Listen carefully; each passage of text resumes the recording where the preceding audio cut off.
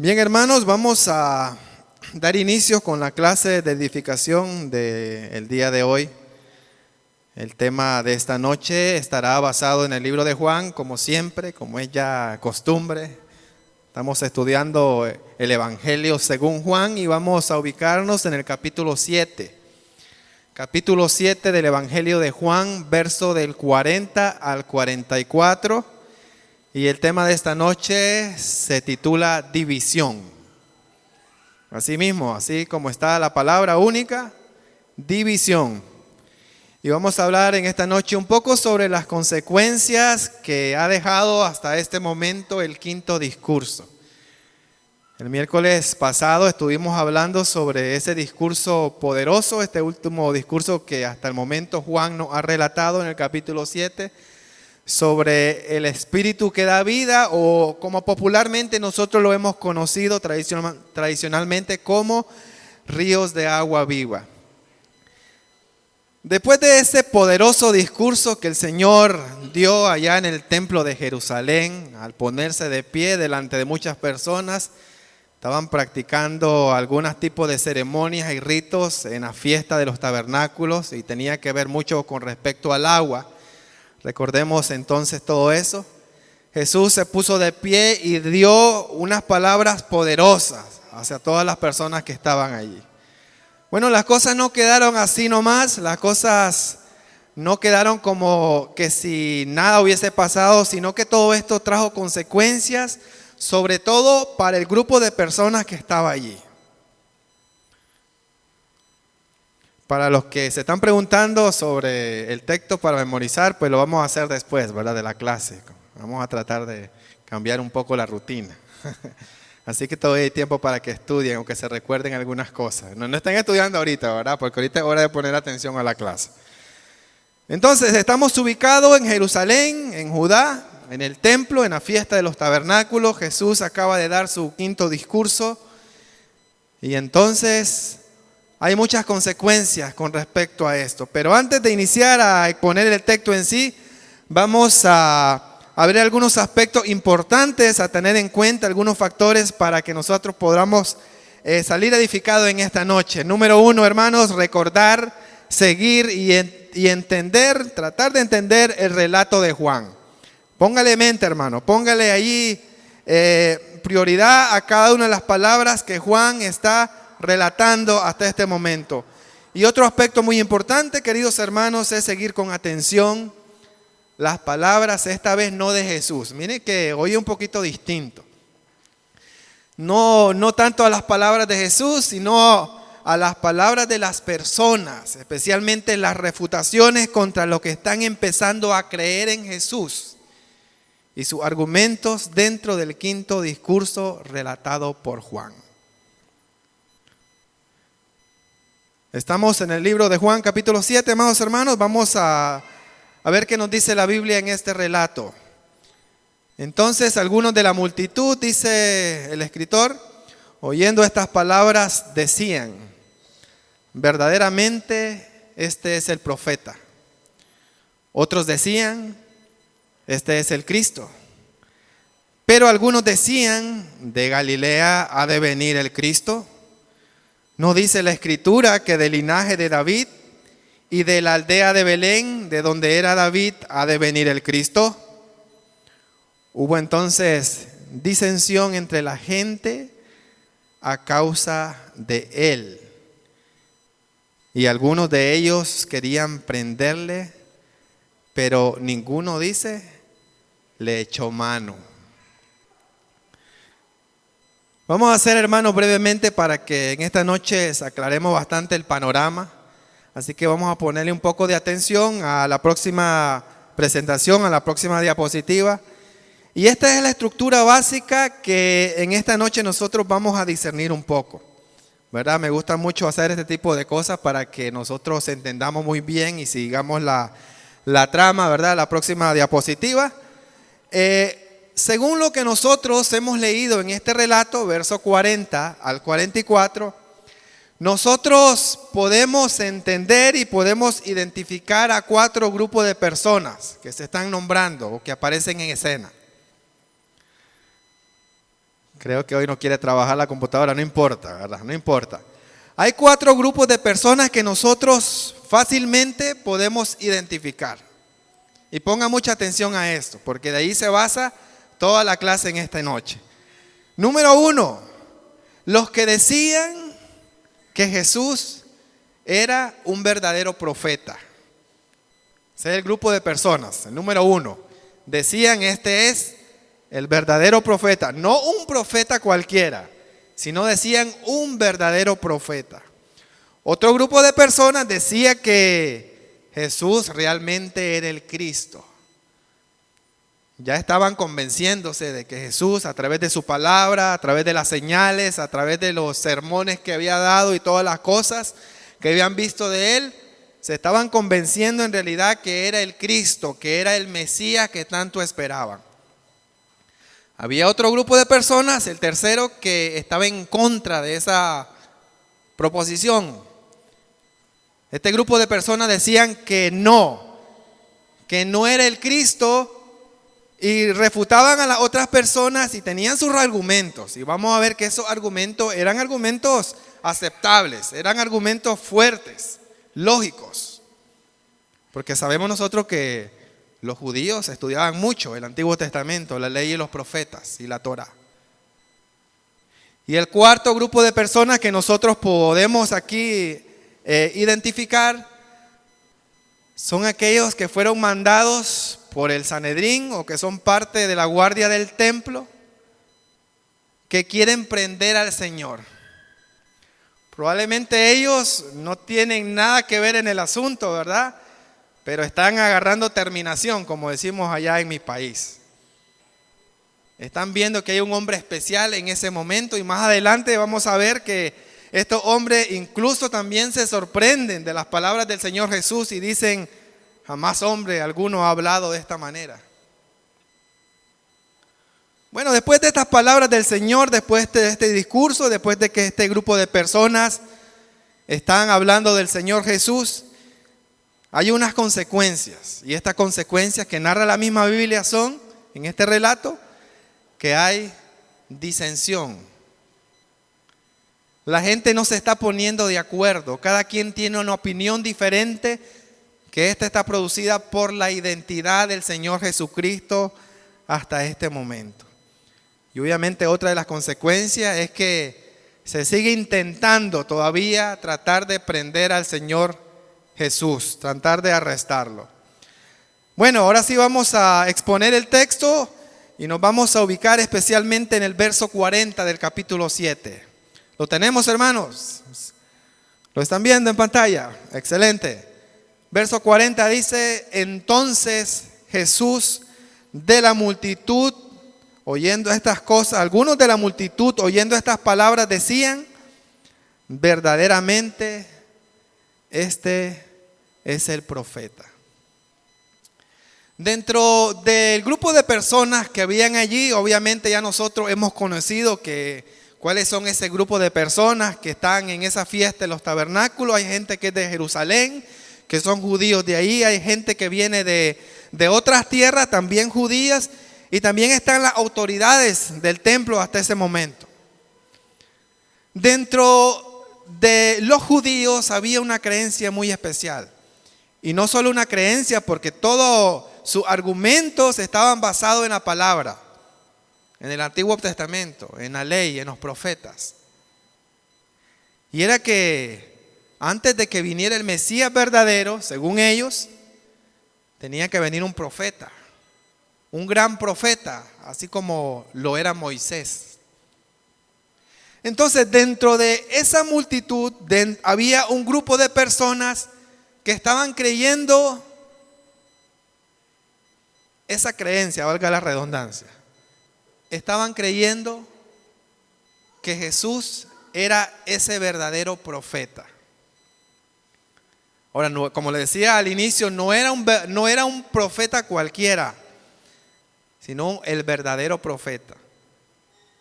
La semana pasada hablábamos de que de entre los judíos se habían levantado un sinnúmero de profetas. Incluso parte de la escritura, si no me equivoco, en el libro de Deuteronomio, en la Torá, aparece de que hubo la necesidad que el Señor hablara para poder identificar a los profetas que eran verdaderos y a los profetas que eran falsos. Y el Señor decía, bueno, si las cosas que dice el profeta se cumplen es porque es un profeta verdadero, y si no se cumple, pues es un falso profeta. Entonces eso surgió por la necesidad que había en ese momento, que habían demasiados profetas que se estaban levantando a decir un sinnúmero de cosas, algunas reales, algunas falsas. Bueno, al igual que se levantaron profetas hasta ese momento, también se habían levantado Mesías, falsos Cristos, falsos libertadores, que habían llegado a autoproclamarse al pueblo de Israel. Contrario a Jesús, que hablábamos la semana pasada, que Jesús no llegó a autoproclamarse, sino que tuvo profetas que lo proclamaron, y también Dios mismo a través de su palabra le daba la autoridad como su hijo. Pero especialmente, ¿de dónde viene esta creencia de que este grupo de personas que están allí en el templo creen que Jesús es el verdadero profeta? Bueno, vamos a Deuteronomio, hermanos, capítulo 18. Deuteronomio capítulo 18, verso 15 al 18. Recuerden, los judíos eran personas bien estudiosas, sobre todo de la ley. Ellos no decían cosas solo porque las quisieron decir, sino que basaban la mayoría de las cosas en escritura. Deuteronomio capítulo 18, verso 15 al 18 dice: profeta de en medio de ti, de tus hermanos, como yo, te levantaré Jehová tu Dios, dice, a él oiréis, conforme a todo lo que pediste a Jehová tu Dios en Horeb el día de la asamblea, diciendo, no vuelva yo a oír la voz de Jehová mi Dios, ni vea yo más este gran fuego para que no muera. Y Jehová me dijo, han hablado bien en lo que han dicho. Verso 18, profeta les levantaré de en medio de sus hermanos como tú, o sea, como Moisés. Y pondré mis palabras en su boca y él les hablará todo lo que yo le mandare. Entonces vemos que este grupo de personas que habían escuchado ese quinto discurso de Jesús sobre el agua de vida, sobre el espíritu que da vida, este grupo de personas tiene la creencia de que Cristo, de que Jesús en ese momento era ese verdadero profeta. Ahora bien, avanzamos con el texto, vamos a ubicarnos en la próxima diapositiva. Verso 41 y 42, otros decían, este es el Cristo, pero algunos decían, de Galilea ha de venir el Cristo. ¿No dice la Escritura que del linaje de David y de la aldea de Belén, de donde era David, ha de venir el Cristo? Había ciertos problemas con el origen de Jesús hasta ese momento. Vuelvo y repito, algo muy importante, hermano, los judíos manejaban la Escritura, así como nosotros deberíamos de manejar las Escrituras hoy en día. Imagínense que a usted le lleguen a preguntar cosas de la Biblia y usted haciéndose llamar cristiano, que pertenece a la iglesia de Cristo, y usted no sepa nada de la Biblia, ¿verdad? Que como que es ilógico, como que una cosa se contradice con la otra. Si usted es cristiano es porque usted sigue las enseñanzas de Jesús que están en la Escritura. Pues los judíos sí no faltaban en eso, no tenían ese error. Los judíos sí estudiaban de la palabra y por eso que tenían argumentos para eso. En medio de las cosas negativas que estamos viendo acá, que no querían reconocer a Cristo como Mesías, podemos nosotros salvar algo importante, algo positivo, y es que ellos estudiaban realmente. Y el argumento de estas personas que no creían en Cristo era sobre su origen. Algunos decían, de Galilea ha de venir el Cristo. ¿Y por qué decían esto? ¿Por qué estas personas preguntaban que la Escritura decía que del linaje de David, que de la aldea de Belén, de donde era David, ¿Ha de venir el Cristo? Bueno, partamos de la idea de que a Jesús hasta ese momento se le conoce como Jesús de Nazaret, no de Belén. Porque si se llamara Jesús de Belén, pues ahí no hubiera problema. La gente hubiera aceptado hasta ese momento ya y se hubiera convencido de cierto modo de que Jesús era el Cristo prometido, el Cristo que había de venir. Pero a Jesús se le conocía hasta ese momento como Jesús de Nazaret, hijo de José y de María. Nazaret quedaba en la parte de Galilea, ¿verdad? De un lugar no muy popular, incluso según los estudios, según la creencia, los judíos no querían a la gente de Galilea. Los de Judá no querían a la gente de Galilea, porque en Galilea, aparte de que no había muchas cosas importantes, muchas cosas relevantes, las personas se relacionaban con los impíos, con los incrédulos. Había como una combinación ahí entre un buen grupo de gentiles que llegaba hasta ese lugar, porque recordemos que también había un puerto, el puerto de Capernaum,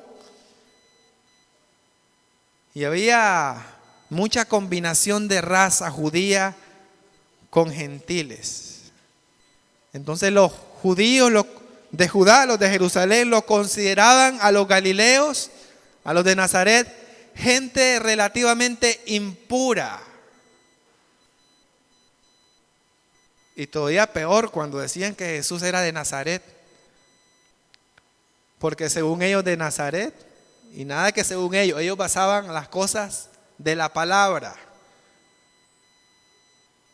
A ver, si alguno de ustedes me busca ahí un profeta que haya salido de Nazaret. Ninguno.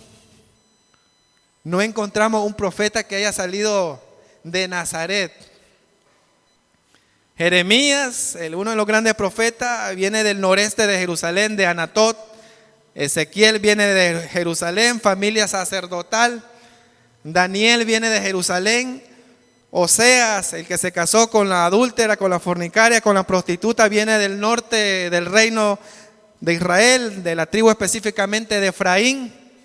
Amós, el campesino, viene de Tecúa, del sur de Judá, cerca de Jerusalén. Miqueas, de Moreset, al sureste de Judá. Y de los grandes profetas, nadie viene de la tierra de Nazaret. Un lugar que incluso algunos estudiosos dicen que algunos judíos ni siquiera lo conocían, porque era una vereda, era un pueblucho, posiblemente no más de 200 o 120 personas aproximadamente. Era un pequeño pueblo de donde no había salido un profeta de renombre. Imagínese usted, y llega Jesús a la fiesta del tabernáculo, a Jerusalén, se ubica en el templo y en medio de una gran ceremonia él alza su voz y empieza a hablar palabras. Hasta cierto modo, ¿verdad? Yo siento que es lógico que estas personas estén ahí como en contra de que Jesús podría ser el Cristo. Ya las otras personas se habían convencido de que Jesús realmente era el Cristo, y como que esa gota que derramó el vaso eran sus palabras poderosas, ¿verdad? Y también las señales que él había hecho. Bueno, vamos al libro de Miqueas a ver qué nos dice este profeta que habla mucho sobre el Mesías. Miqueas capítulo 5. Verso 2. Miqueas está después de Jonás, hermanos, después de Amós también, por si no lo encuentra, porque a mí me costó también. Miqueas capítulo 5, verso 2. Mire de dónde sacaban estas cosas, estos argumentos de los judíos. Dice: pero tú, Belén, Efrata, pequeña para estar entre las familias de Judá, de ti me saldrá el que será Señor en Israel, y sus salidas son desde el principio, desde los días de la eternidad. Entonces las palabras de la gente que estaba en contra de que Jesús era el Cristo eran bastante lógicas. Bueno, si Jesús es de Nazaret, pero la profecía dice que tiene que ser de la tierra de Belén, que debería salir. ¿Y por qué las personas decían que de dónde era David? Bueno, vamos a Primera de Samuel. Primera de Samuel, capítulo 20. Verso 6. Primera de Samuel, capítulo 20, verso 6 dice: si tu padre hiciere mención de mí, hablando David, hablándole a Jonatán de Saúl, si tu padre hiciera mención de mí, dirás, me rogó mucho que lo dejase ir corriendo a Belén, su ciudad, porque todos los de su familia celebran allá el sacrificio anual. Un poquito rápido ve el contexto para que nosotros tengamos una idea de lo que pasa acá en 1 Samuel. Saúl andaba buscando cómo matar a David y David se andaba escondiendo. Entonces Saúl se iba a reunir en una de las celebraciones tradicionales con David, pero David le dice a Jonatán, dile a tu padre que yo no voy a estar, me voy a esconder. Pero dile que yo ando en una de las celebraciones que mi familia hace en Belén. Entonces, allí, interpretando un poco, nos damos cuenta de que las personas, los judíos, creían que Jesús o que el Cristo tenía que salir de la tierra de David, de Belén. Pero Jesús se le conoce como Jesús de Nazaret. ¿Cuál es el problema acá realmente? Bueno, para nosotros es sencillo, ¿verdad? Nosotros se nos ha aclarado ya la situación casi por 2000 años aproximadamente, pero ellos no la tenían fácil hasta ese momento. Ahora tenemos hasta internet, ¿verdad? Que toda la información viaja así. Pero en aquellos tiempos no podían entrar a Google y poner ahí Jesús, ¿de dónde es? No. Si ellos hubiesen investigado un poco mejor la situación de Jesús, si hubieran escudriñado mejor la vida de Jesús, conocerlo mejor, su identidad, si hubieran andado con Él de manera cercana, probablemente se hubieran dado cuenta de que Jesús sí realmente nació en Belén, como decían las profecías, pero que se crió en la región de Galilea, en Nazaret, y por eso es conocido como Jesús de Nazaret. A veces nosotros nos dejamos llevar, ¿verdad?, por cuestiones muy superficiales, por cuestiones muy generales, incluso al momento de escuchar a otra persona hablar de la Escritura. De ahí han surgido muchas veces herejías, falsas doctrinas, cuando nosotros no escarbamos, cuando nosotros no investigamos, cuando nosotros no discernimos la Escritura, no meditamos en ella. Si nosotros no meditamos y estudiamos la Escritura, hermanos, vamos a creer cualquier cuento chino, como dicen. Pero si nosotros estudiamos, analizamos, escudriñamos, meditamos y vivimos la Escritura, hermanos, no vamos a ser llevados por cualquier viento de doctrina. Ese era el problema que tenía hasta este momento los judíos y no reconocían por eso al Cristo. Avanzamos, el verso 43 y 44 dice, hubo entonces disensiones, o sea, desacuerdos entre la gente a causa de él. Y algunos de ellos querían prenderle, especialmente la guardia del templo, que habían sido mandados por el Sanedrín. Pero dice, ninguno le echó mano. Ahora yo quiero hacerle una pregunta, ¿verdad? Y me puede contestar cualquiera. ¿Por qué no le echaron mano? ¿Por qué no pudieron prenderle a Jesús?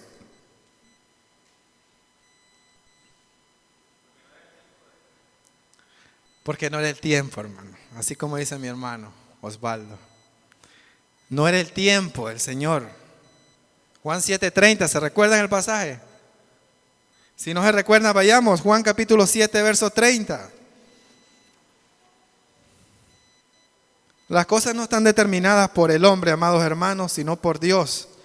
Dice Juan capítulo 7, verso 30, entonces procuraban prenderle, pero ninguno le echó mano porque aún no había llegado su hora. La soberanía de Dios, hermano. De Dios son los tiempos y las circunstancias, ¿verdad? No era porque estas personas eran ineptas o eran personas que no hacían bien su trabajo. No. Sino porque Dios no había aprobado hasta ese momento que Jesús fuese prendido, porque solamente Él tiene la autoridad. ¿Se recuerdan el pasaje cuando Jesús está frente a Pilato, si no bien recuerdo? Vamos a buscarlo, Juan 19:10. Juan 19:10. Mire lo que dice la palabra, Juan 19:10. Entonces le dijo Pilato, ¿a mí no me hablas? Confrontando a Jesús. ¿No sabes que tengo la autoridad para crucificarte? Le dice, y que tengo autoridad para soltarte. Mire lo que le responde Jesús. Ninguna autoridad tendrías contra mí si no te fuese dada de arriba. Mire qué poderoso, hermano. La autoridad y soberanía de Dios. No depende de nosotros, no depende de los hombres, sino que las cosas dependen de Dios, amados hermanos. Otra cosa muy importante, ¿verdad?, por las cuales estas personas, estos alguaciles, estos de la guardia del templo, no habían querido o no habían podido echarle mano a Jesús o prenderlo, era porque estas personas también estaban sorprendidas ya. Probablemente ya ellos habían tenido la posibilidad de haber visto a muchas personas dar discursos allí en el templo, eruditos, maestros, rabís, personas preparadas, personas con gran conocimiento, intelectuales, con una oratoria fenomenal.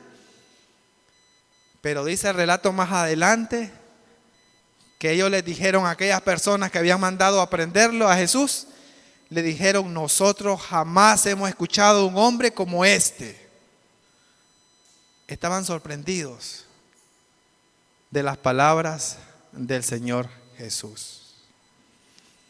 Vamos a concluir con las aplicaciones, hermanos, porque como decía mi hermano Ronald, es bonito conocer de la palabra, es bonito. A mí me gusta, hermano, estudiar y aquellas cosas que me llaman la atención, curiosidades, son muy bonitas, pero lo principal es que nosotros lo pongamos en práctica, que lo apliquemos a nuestra vida.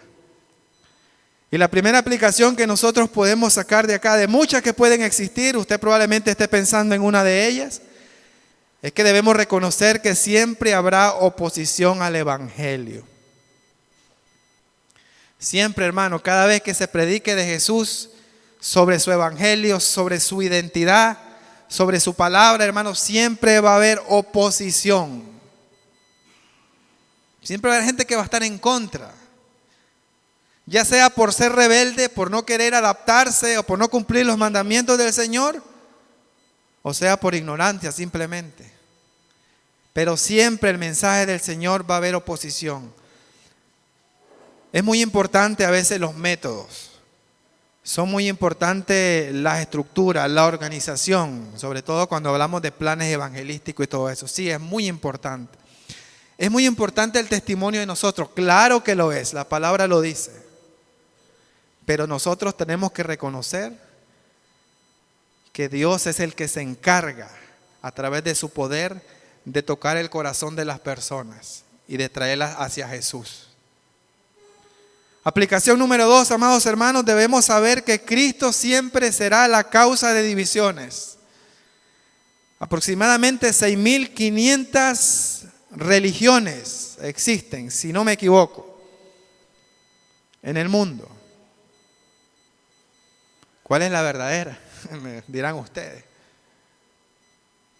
Muchos movimientos religiosos piensan cosas distintas y eso es lo que nos hace diferentes. Siempre va a haber divisiones, incluso dentro de la familia, a causa de la identidad de Jesús. Incluso dentro de la iglesia pueden haber muchas personas que tienen una identidad distinta de Jesús o de Dios. A veces hay personas que tienen un Dios muy permisivo, muy liberal. Hay unos que tienen un Dios como que muy tajante, que como me lo imaginaba yo hace como 10 años, ¿verdad? Hace 5 años aproximadamente. Un señor barbudo sentado allá arriba en su trono y mandando rayos ahí, maldiciones a aquellas personas que se portan mal. Algunos tienen un Dios misericordioso.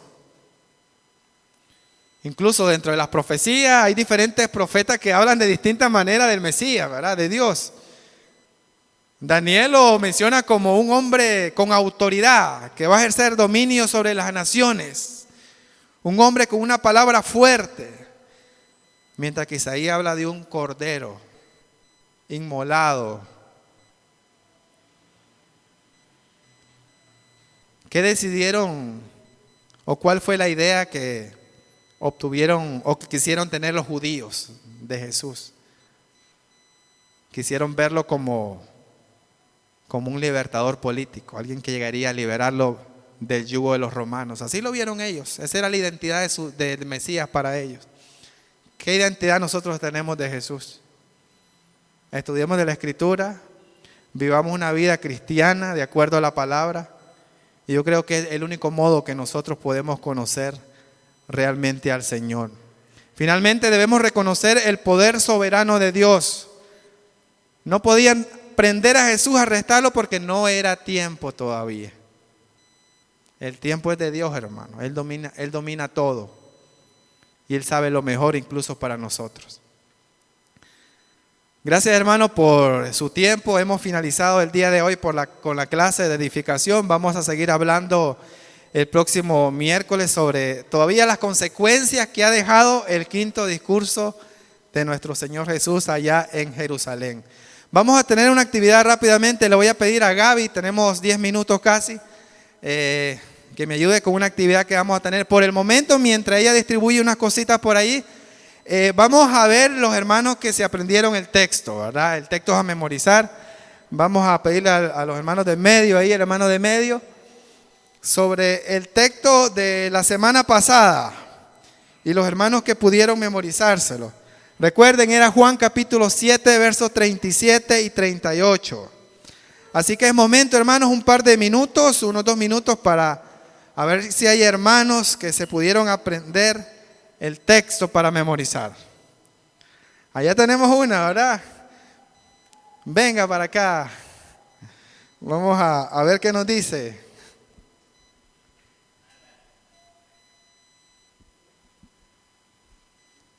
Juan 7, 37, 38.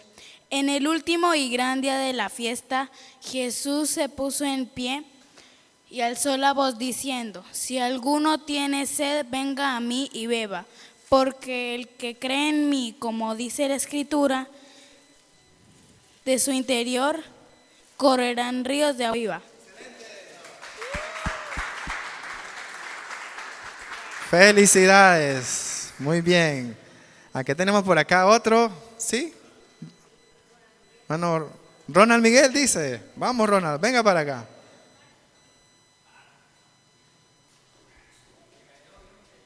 En el último y gran día de la fiesta, Jesús alzó su voz diciendo,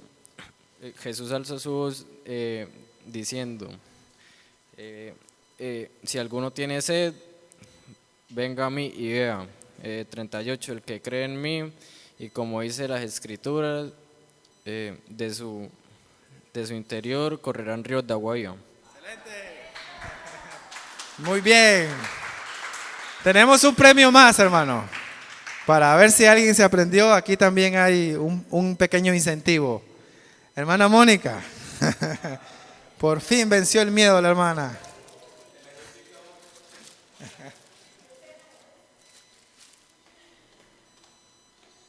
Juan 37, 37 dice, en el último día el último día de la gran fiesta,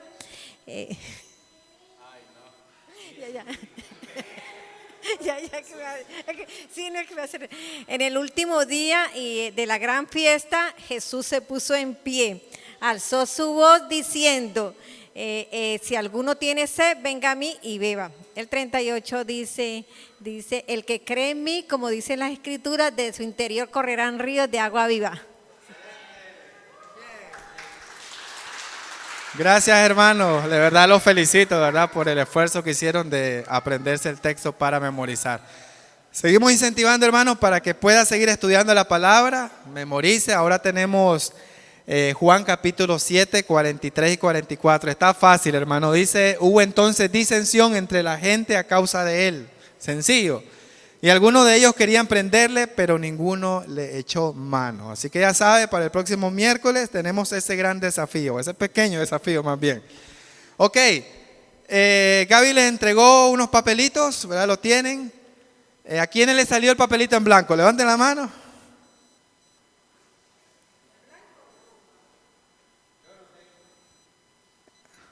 Ok. Hay 4 interrogantes. ¿A quién le salió un signo de interrogación? Hermano Osvaldo, tenemos uno. Se me olvidó su nombre, hermano. Adriana. Adriana, 2. ¿Quién más le salió un signo de interrogación? Esos son los premiados, ¿verdad? Hay premios. Ah, mi amigo allá. Bueno, no importa, amigo, no importa. Vamos a ver qué hacemos ahí. ¿Quién más le salió? Eran cuatro signos de interrogación. Diga, hermano, sea transparente, ¿verdad? No evite ahí el premio que está destinado para usted. Son 4 porque la actividad son 4 preguntas sencillas, hermano. Esto es como para golear ahí. ¿Quién tiene otro signo de interrogación?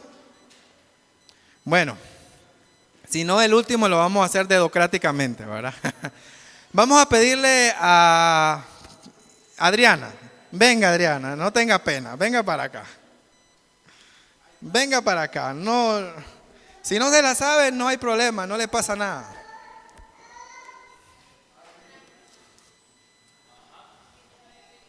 ¿No ha venido? Ay, hermano. Un número del 1 al 4, hermano. El número 2, aquí está. Aquí tengo las preguntas, hermano. Lo acabo de decir, ¿verdad? Lo dije también en esta intervención, así que se puso en mente la va a responder. ¿Cómo se llama la fiesta y el discurso que Jesús ha dado en el capítulo 7 de Juan?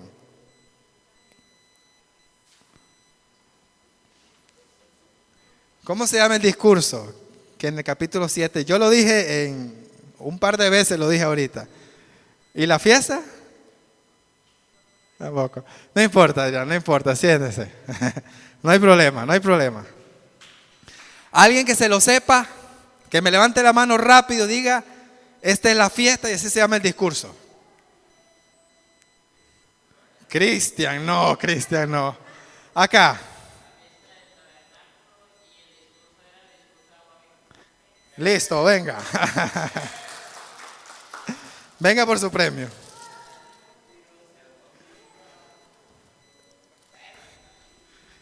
Hermano Osvaldo, ¿verdad?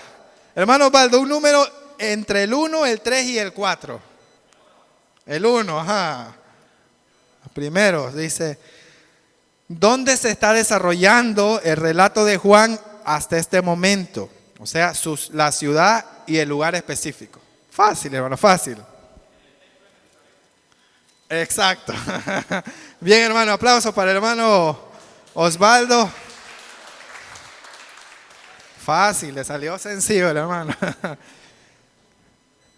El amigo que está por allá no le vamos a preguntar porque es primera vez creo que nos visita, así que no sería justo, ¿verdad? Pero tengo 2 preguntas para que se gane, hermano.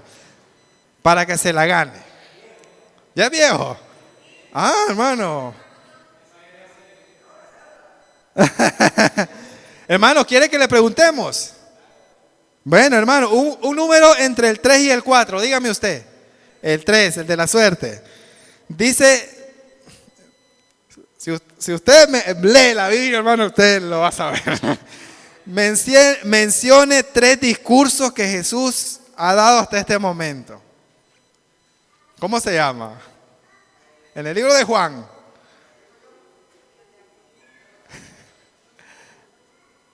No le escuché, hermano.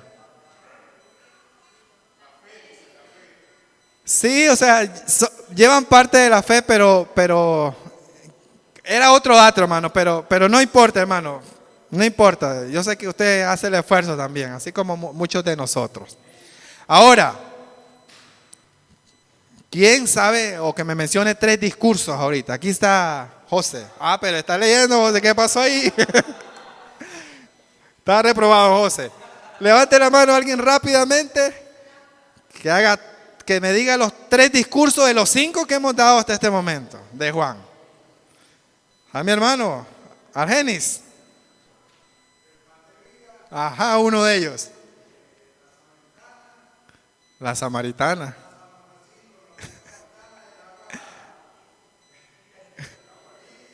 El agua de vida, hermano.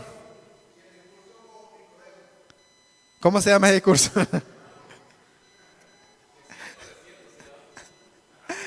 Bien, el hermano lo dijo, pero de otra manera, ¿verdad? Así que le vamos a aceptar, hermano, esta vez.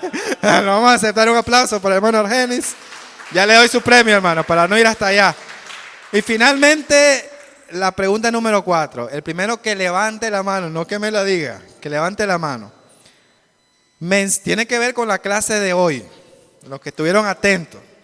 Mencione los 4 grupos de personas de este relato, del relato de hoy que estuvieron allí.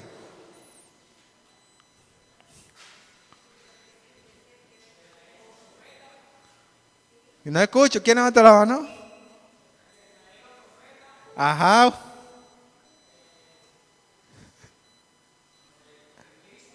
Los que querían querer Cristo.